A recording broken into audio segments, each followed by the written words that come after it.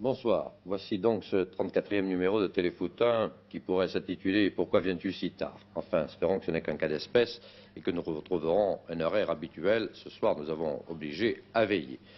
Au programme de ce Téléfoot 1, deux extraits de matchs importants qui sont déroulés hier soir dans le championnat de première division, à savoir Monaco-Bastia et Strasbourg-Saint-Étienne, pour des raisons évidentes puisque les deux clubs vont jouer cette semaine en Coupe d'Europe. Nous verrons aussi un portrait de cette équipe de Strasbourg qui domine actuellement le football français, d'autres buts du championnat, un sujet sur Cruyff, ou plutôt un match que Cruyff a accepté de faire avec le Cosmos avant sa retraite, qui paraît maintenant définitive, et puis nous verrons aussi un cocktail de buts internationaux de clubs qui ont joué pour le championnat d'Europe des Nations cette semaine. Bastia donc se rendait à Monaco. C'était un test plus que valable pour les Monégasques qui avaient donc l'occasion de se roder à 3 jours de recevoir Malmö. Vous savez ce qui s'est passé? Un véritable ouragan monégasque a emporté cette équipe bastiaise qui décidément a du mal après le départ de l'Arios et le repos forcé de la Cuesta. Il semble que Bastia ait besoin de retrouver son équilibre. Quant à Monaco, lui, il a plu et il a conquis. Jean Reyna, le commentaire.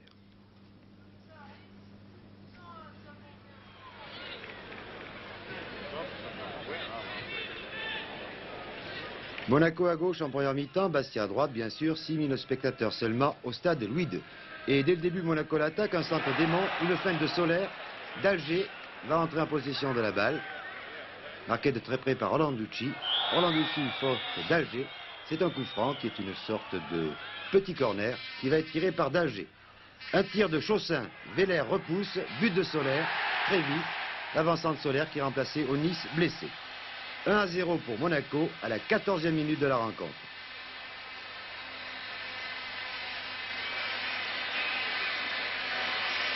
Nous allons revoir ce coup franc tiré par d'Alger et observez bien ce tir de Chaussin repoussé par Veller. Solaire est présent et d'un réflexe, il marque donc ce premier but pour Monaco.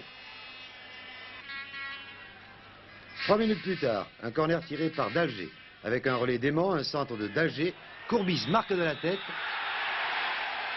Le but est refusé pour hors-jeu par M. Veller. Et vous savez que nous avons un ralenti particulier à cette émission TF1. Ce but refusé, au départ de la balle, Courbis n'était peut-être pas hors-jeu. Riesbergen se replie quand la balle est en l'air. Quoi qu'il en soit, M. Delmer a refusé le but. 24e minute. Aimant pour Vitalis, l'arrière gauche. Centre de Vitalis, Solaire devance Riesbergen, 2-0 pour Monaco. Et la joie dans les tribunes monégasques. Dès la 24e minute, 2-0 pour Monaco. Le malheureux Veller se relève péniblement, disons. Il va chercher la balle au fond du filet. Nous voyons ce ralenti. Vous allez voir comment Solaire était derrière Riesbergen. Mais Solaire a été plus vif que le Néerlandais.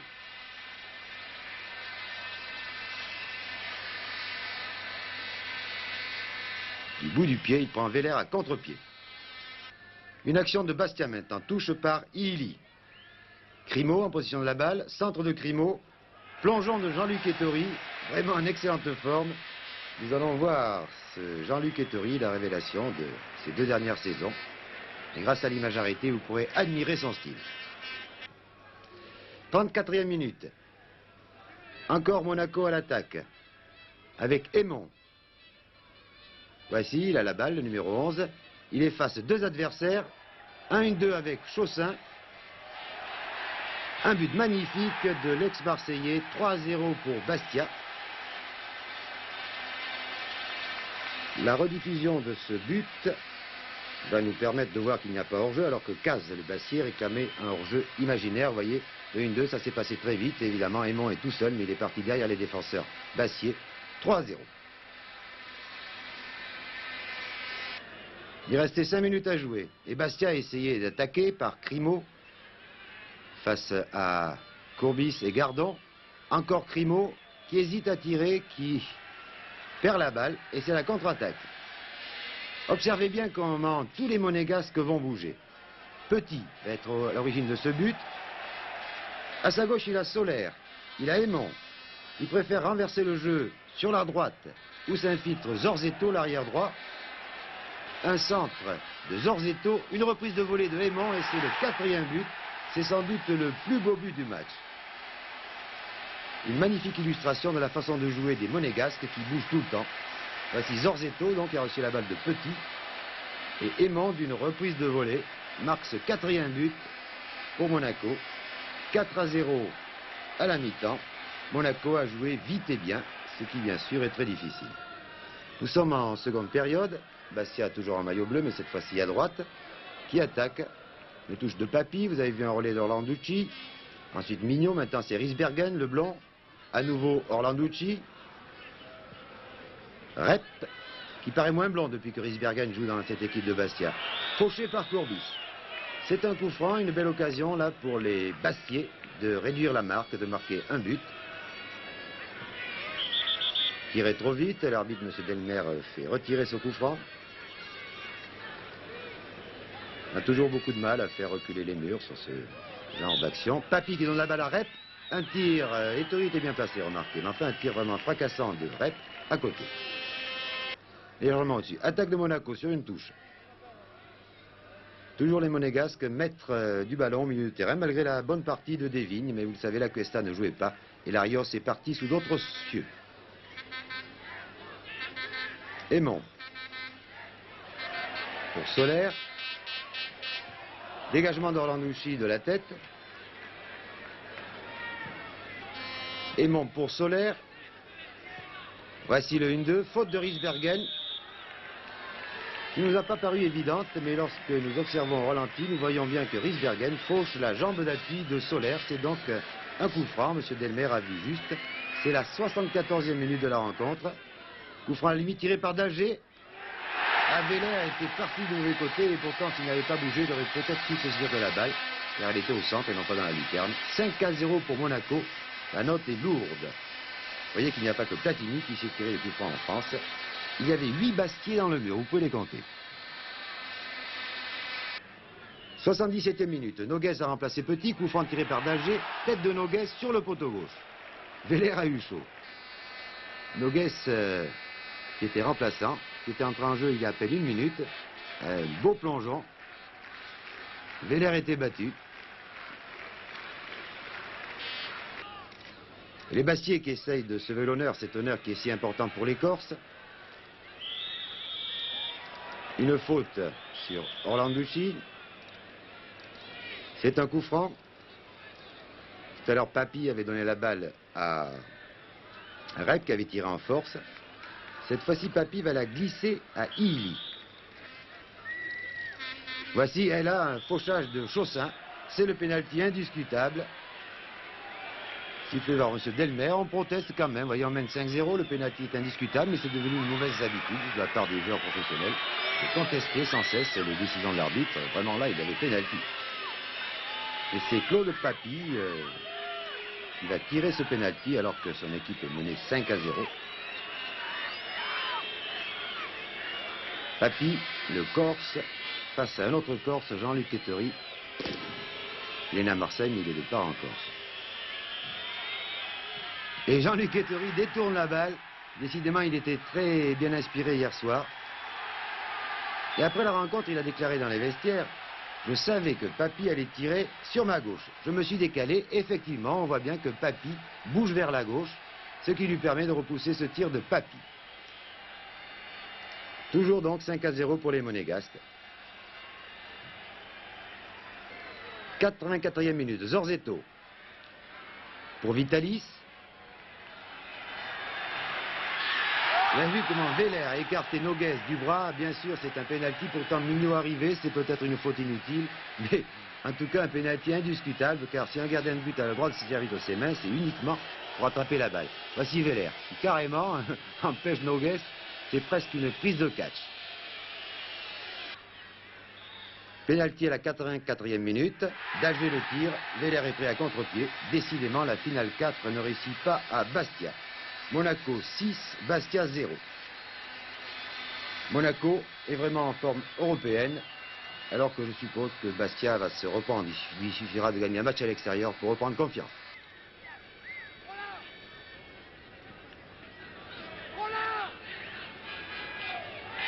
Monaco qui rencontre mercredi Malmö au stade Louis II. Et c'est de bon augure, bien entendu, dans cette rencontre que de gagner par 6-0. C'est très bon pour le moral, mais il ne faudrait pas que les Monégasques, qui ont joué véritablement un football de prince, comme l'écrit Roger Dries dans son livre sur Monaco, il ne faudrait pas que les Monégasques s'endorment un peu trop sur leur laurier, car cette équipe suédoise sera très difficile à jouer, mais tout de même, les Monégasques ont réussi le nul à Malmö et devraient donc mercredi se qualifier pour le tour suivant de la Coupe d'Europe. Et voilà, le match est fini. 6-0 pour Monaco face à Bastia.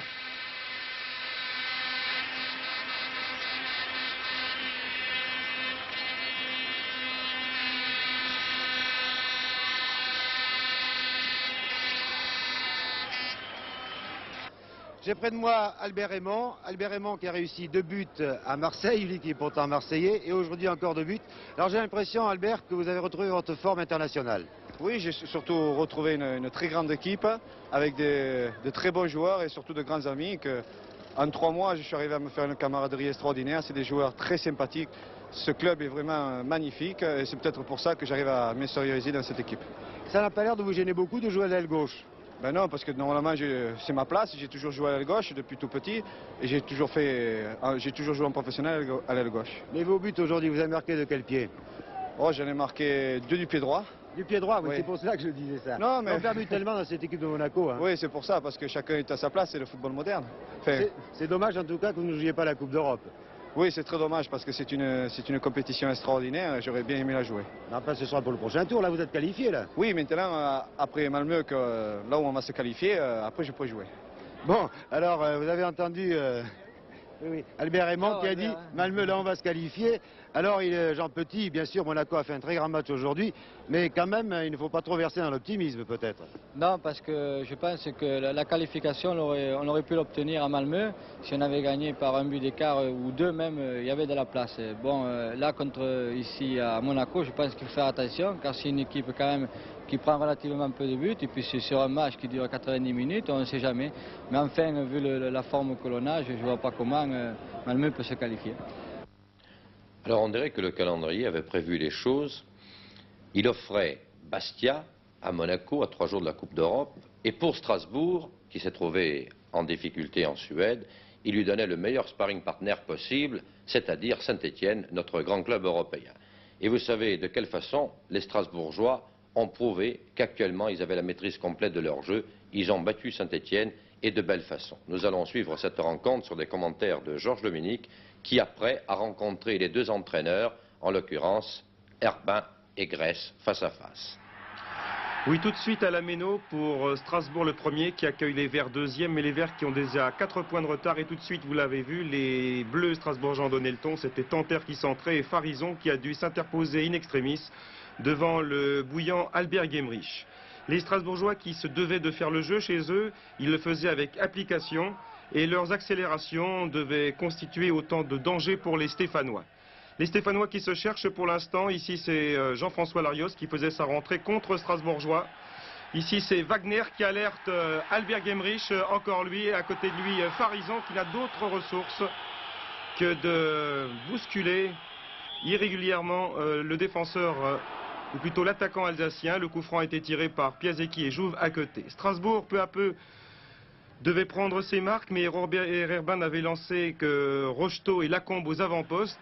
Et de ce fait, les Stéphanois, bien regroupés, ne voulaient, on peut le dire, pas céder de terrain. Du coup, comme ici au centre de la pelouse, on devait assister à quelques duels extrêmement serrés, voire acharnés.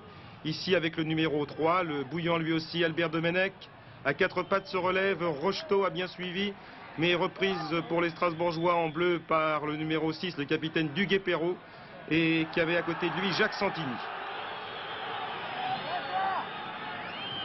Vous voyez que les Stéphanois donnaient tout de même une réplique sérieuse aux Strasbourgeois, et grâce à ces plans au ras du gazon délivrés par les caméras de Jean Pradinas, eh bien, le football paraît encore plus ardu et sans doute plus ingrat, alors que l'on revoit le capitaine Jackie Duguay-Perrault pour Strasbourg qui donnait le ton et qui est contré ici par Jacques Santini, le Stéphanois. Mais au fil des minutes, l'emprise des Bleus strasbourgeois allait se faire de plus en plus pressante. Ces Strasbourgeois extrêmement déterminés, précis. Regardez comme Domenech a donné au grand Marx On remet en arrière pour Specht. C'est remettre en arrière pour mieux repartir sans doute. Specht, Duguay-Pérou, Domenech.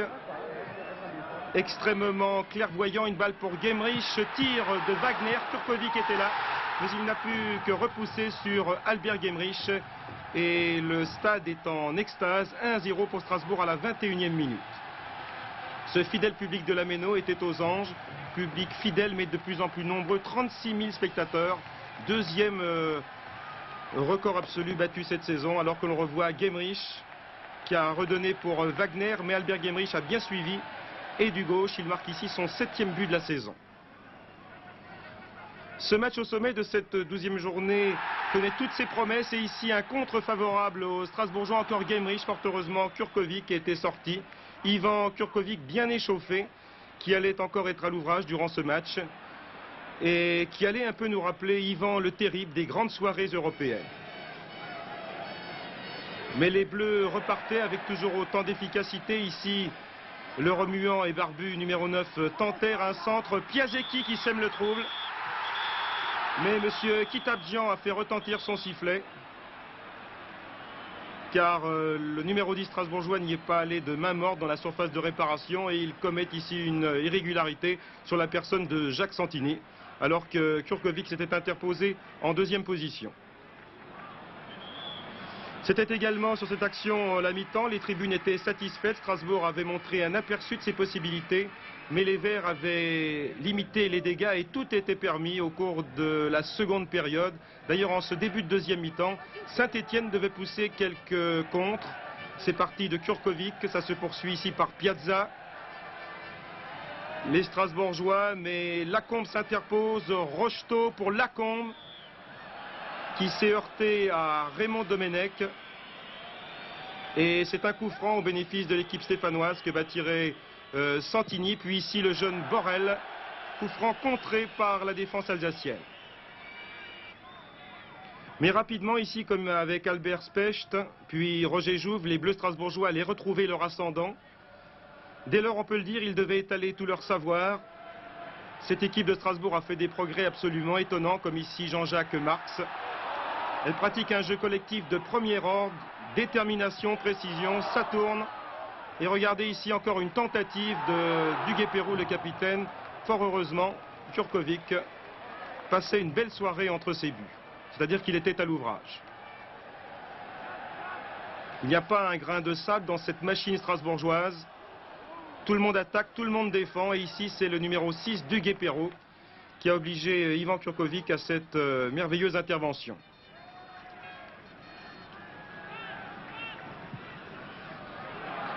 Les Strasbourgeois allaient avoir un quart d'heure et même 20 minutes assez étourdissantes de la 50e à la 65e minute. Ici, c'est Specht qui est alerté par Piasecki.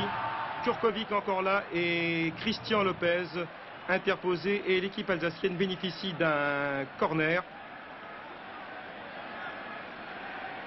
Corner que tire comme à l'accoutumée Albert Gemrich. Tout à l'heure, il a marqué le premier but strasbourgeois du pied gauche, mais il est adroit des deux pieds. Nous sommes à la 55e minute, le deuxième but chauffait, mais les Stéphanois n'allaient pas rompre.